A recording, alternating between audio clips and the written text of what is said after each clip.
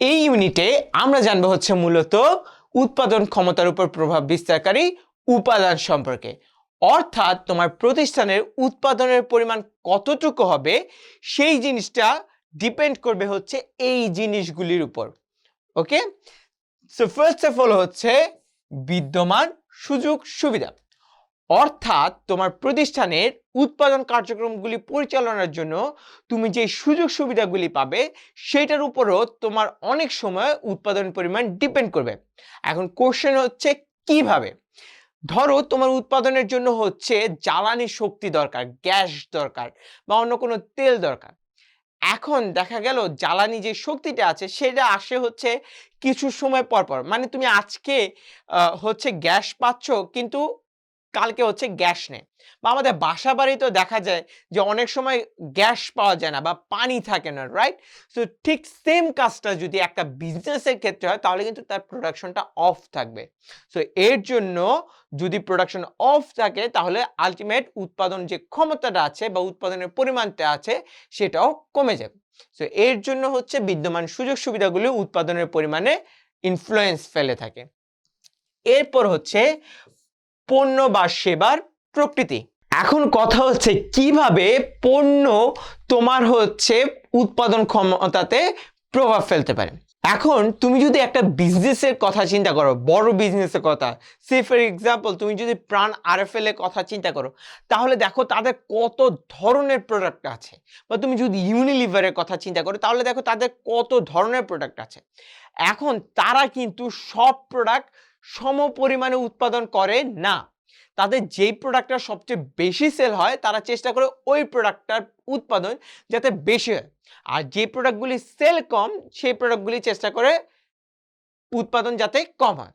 So দেখা যাচ্ছে কি যে আমার যে পণ্যের ধরন আছে বা সেবার যে প্রকৃতি আছে সেটার উপর ডিপেন্ড করে কিন্তু আমার উৎপাদনের যে পরিমাপ আছে সেটা আপ ডাউন হচ্ছে। সো এরপর হচ্ছে ব্যবস্থাপকীয় দক্ষতা, অর্থাৎ ম্যানেজার যারা আছে তাদের দক্ষতার উপরে অনেক সময় হচ্ছে এই উৎপাদন ক্ষমতা ডিপেন্ড করে।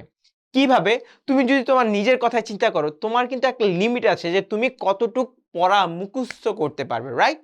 সো ঠিক একইভাবে একটা ম্যানেজারও একটা নির্দিষ্ট ক্ষমতা থাকে যে একজনের প্রতি এই পরিমাণ হচ্ছে কার্যক্রম ম্যানেজ করা সম্ভব।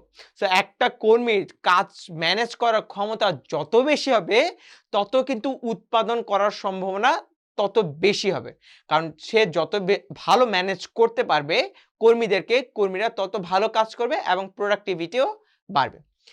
এরপর হচ্ছে উৎপাদন প্রক্রিয়ার প্রকৃতি। অনেক সময় এই উৎপাদন প্রক্রিয়ার প্রকৃতিও হচ্ছে তোমার উৎপাদনের যে একক থাকে বা ক্ষমতা থাকে সেইখানে ইনফ্লুয়েন্স ফেলে থাকে। কিভাবে? অ্যাজ এ বিজনেস তুমি হচ্ছে দুইটা জিনিসে ফোকাস করতে পারো। হয়তোবা তুমি ফোকাস করতে পারো কোয়ালিটিতে অথবা তুমি ফোকাস করতে পারো কোয়ান্টিটিতে। অর্থাৎ তুমি হয়তোবা মানে ফোকাস করবে অথবা তুমি উৎপাদনের এককে ফোকাস করবে। সে ফর এক্সাম্পল তুমি খুব ভালো ধরনের ছবি আঁকো, খুব সুন্দর ছবি আঁকো। এখন ছবি আঁকার ক্ষেত্রে একটা ছবি আঁকতে যদি তোমাকে 1 ঘন্টা টাইম দেওয়া হয় তাহলে দেখা যাবে কি ছবির কোয়ালিটিটা খুবই ভালো হবে, তুমি খুব সুন্দর একটা ছবি আঁকবে। কিন্তু তোমাকে যদি বলা হয় 1 ঘন্টার মধ্যে তোমাকে 50টা ছবি আঁকতে হবে, তাহলে তুমি নিজেই বুঝতেছো যে তোমার ছবির মান কেমন হবে। সো এখানে হচ্ছে কি আমরা হয়তোবা মানে ফোকাস করছি অথবা উৎপাদনে এককে ফোকাস করছি। সো তোমার যে এই যে উৎপাদনের প্রকৃতি আছে, কোয়ালিটি অথবা কোয়ান্টিটি, এই দুইটার ফোকাসের উপরেও হচ্ছে ভ্যারি করে যে তোমার উৎপাদন ক্ষমতাটুকু কত হবে। ওকে, এরপর হচ্ছে তোমার মানবীয় উপাদান, অর্থাৎ তোমার কর্মী যারা আছে তাদের উপরেও কিন্তু এই যে তোমার উৎপাদন ক্ষমতা আছে সেই জিনিসটা ডিপেন্ড করে। অ্যাজ এ বিজনেস একটা কোম্পানি সব সময় মনে প্রাণে চায় তার কর্মী যারা থাকবে তারা যাতে দক্ষ হয়, কারণ দক্ষ কর্মী একটা কোম্পানির জন্য সম্পদ। একটা কর্মীকে অল্প সময়ের মধ্যে দক্ষ বানানো সম্ভব হয় না। কোম্পানি অনেক ইনভেস্ট করে একটা কর্মীকে দক্ষ বানানোর জন্য। এর জন্য হচ্ছে কোম্পানি দক্ষ কর্মীকে সহজে ছাড়তেও চায় না তার কোম্পানিকে। কেন প্রয়োজন? তার কারণ হচ্ছে দক্ষ কর্মী যারা আছে তারা হচ্ছে খুব অল্প রিসোর্স ইউজ করে অনেক বেশি পরিমাণে হচ্ছে প্রোডাক্ট উৎপাদন করে থাকে। সো আলটিমেট প্রোডাক্টিভিটি হচ্ছে কোম্পানির বেড়ে যায়। তোমরা হচ্ছে ফেসবুকে বা ইউটিউবে অনেক ভিডিও থেকে থাকবে যে ফার্স্ট ওয়ার্কিং স্কিল, যে একটা মানুষ কত ফার্স্ট হচ্ছে প্রোডাক্টগুলি প্যাকেট করছে বা অনেক ফার্স্ট হচ্ছে টাকা গুনছে, অনেক সময় মেশিনের সমপরিমাণ সময়ে হচ্ছে তারা টাকা গুনে ফেলছে। সো এই জিনিসগুলি কিভাবে আসে? কাজ করার অভিজ্ঞতা থেকে আসে, দক্ষতা থেকে আসে, রাইট? সো এই কর্মীগুলি এর জন্য যত বেশি দক্ষ হবে, কোম্পানি কি তার উৎপাদন ক্ষমতাও বাড়াতে সক্ষম হবে। এরপর হচ্ছে পরিচালনা সংক্রান্ত উপাদান, অর্থাৎ একটা কোম্পানি কিভাবে পরিচালনা করছে সেইটার উপরে হচ্ছে উৎপাদন ক্ষমতা অনেক সময় ডিপেন্ড করে। কিভাবে? যেমন ধরো মোটিভেশনের ক্ষেত্রে যদি আমরা চিন্তা করি, আমরা আইদার পজিটিভলি মোটিভেট করতে পারি অথবা হচ্ছে নেগেটিভলি মোটিভেট করতে পারি। এখন ধরো তোমার কোম্পানির যে কর্মীরা আছে তারা চায় পজিটিভলি মোটিভেটেড হতে, ওকে, কিন্তু তুমি করছো কি তাদেরকে হচ্ছে নেগেটিভলি হচ্ছে মোটিভেট করছো, অর্থাৎ তুমি তাদেরকে শাসন করছো। কিছু হলে, কোনো একটু ভুল হলে তাদের বকাঝকা করছো, তাদের সাথে রাফলি বিহেভ করছো। এর জন্য কি হবে? কর্মীরা তাদের মানসিক শক্তি হারিয়ে ফেলবে এবং এই মানসিক শক্তি হারানোর ফলে তাদের কিন্তু উৎপাদন ক্ষমতাও কমে যাবে। সো তুমি তোমার পরিচালনার ক্ষেত্রে বা ম্যানেজমেন্টের ক্ষেত্রে কি ফোকাস রাখছো, সেই ফোকাসের উপরও কিন্তু তোমার এই উৎপাদন ক্ষমতা ডিপেন্ড করবে। তারপর হচ্ছে বাহ্যিক উপাদান। বাহ্যিক অনেক উপাদান হচ্ছে তোমার বিজনেসের উৎপাদন ক্ষমতার উপর প্রভাব ফেলে থাকবে। যেমন ধরো তোমার উৎপাদনের ক্ষেত্রে সরকারিভাবে অনেক নিয়ম কানুন থেকে থাকে, যেমন লেআউটের ক্ষেত্রে নিয়ম কানুন থাকে যে কর্মী যারা আছে তাদের যাতে হচ্ছে সহজে মুভ করতে পারে, তাতে কার্য পরিবেশটা যাতে উন্নত হয়, তারা যাতে সহনীয় তাপমাত্রায় বা ভালো আবহাওয়ায় হচ্ছে কার্যক্রম করতে পারে। এই জিনিসগুলি কিন্তু সরকারি আইন বিধান দ্বারা হচ্ছে নির্ধারিত করে দেওয়া হয়। তো এখন দেখা যাবে তুমি কর্মীদের ভালোর জন্য মেশিনারিজ যেগুলি আছে সেই মেশিনারিজ বেশি ইউজ করতে পারছো না। কারণ কি? কারণ হচ্ছে তোমার স্পেস লিমিটেড। সো এখন দেখো তোমার মেশিন বেশি ইউজ না করার কারণে হচ্ছে কি তোমার উৎপাদনের পরিমাণ হচ্ছে কি কমে যাচ্ছে। তার মানে কি এখন বাহ্যিক একটা উপাদান তোমার উৎপাদনের পরিমাণ কমিয়ে দিচ্ছে, বা হচ্ছে পরিবেশগত কোনো কারণ হতে পারে, কোনো দুর্ঘটনা হতে পারে বা অন্য কোনো কারণ হতে পারে, যে জিনিসগুলির কারণে হচ্ছে কি তোমার উৎপাদন ক্ষমতা আলটিমেটলি কমে যেতে পারে। তারপর হচ্ছে প্রক্রিয়াগত উপাদান, অর্থাৎ একটা কোম্পানির যে উৎপাদনের যে প্রসেস আছে সেই প্রসেসটাও অনেক সময় উৎপাদন ক্ষমতার উপর প্রভাব ফেলে থাকে। যেমন ধরো পরবর্তী একটা লেকচারে আমরা হচ্ছে লেআউট সম্পর্কে জানবো এবং বিভিন্ন প্রকার লেআউট সম্পর্কে আমরা জানবো। সো এখন ধরো সিম্পলি তোমাদের বোঝানোর জন্য, ধরো একটা প্রোডাক্ট এ ফ্যাসিলিটিতে প্রডিউস করার পর সেটাকে বি ফ্যাসিলিটিতে নিয়ে যাওয়া হয় এবং বাকি কাজ ওইখানে করা হয় এবং এইখানে ট্রান্সফার করতে ধরো 5 ঘন্টা তোমাদের সময় লেগে যায়।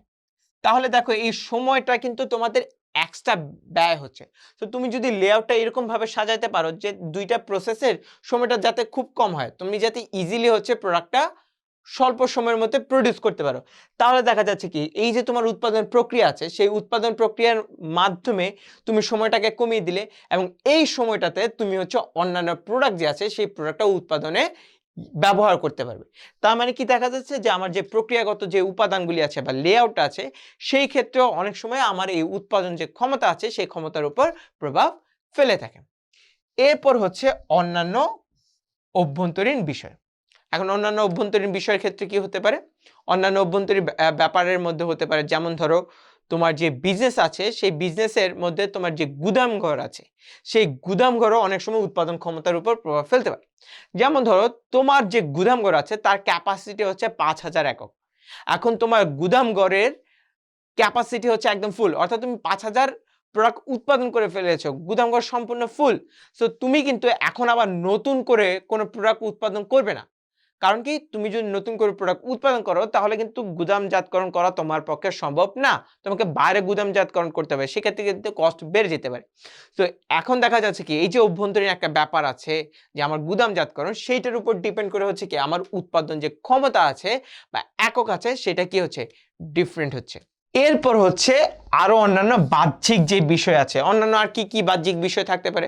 সো এখন কথা হচ্ছে অন্যান্য বাহ্যিক কি কি বিষয় থাকতে পারে, যেমন ধরো শ্রমিক সংঘ। এই শ্রমিক সংঘগুলো কেন কাজ করে, কি কাজ করে? এই শ্রমিক সংঘগুলো কাজ করে হচ্ছে কর্মী যারা আছে একটা কোম্পানিতে, সে কর্মীদের যাতে ভালো হয় তার জন্য তারা কাজ করে, রাইট? একটা কোম্পানিতে যে কর্মীরা থাকে তারা সব কর্মীরা একসাথে ওই ইউনিয়নের সদস্য থাকে এবং একজন ইউনিয়ন লিডার থাকে।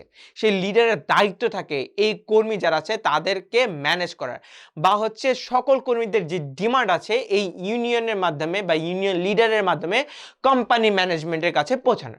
এখন কোম্পানির যে লোকজন আছে তারা বলল যে তাদের হচ্ছে কার্যপরিবেশ ভালো না, বা তারা এত কাজ করতে তাদের কষ্ট হচ্ছে।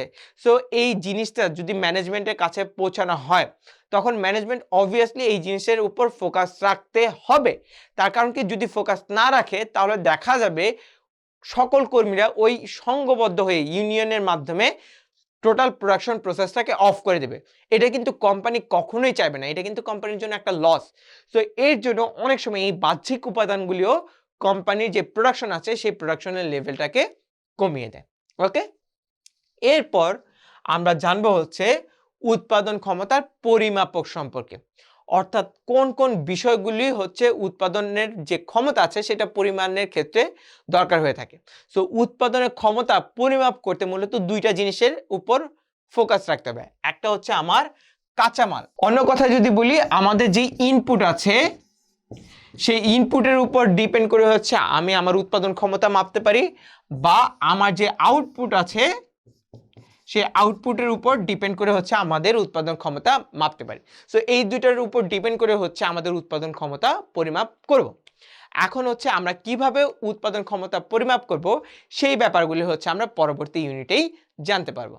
That's all from this unit.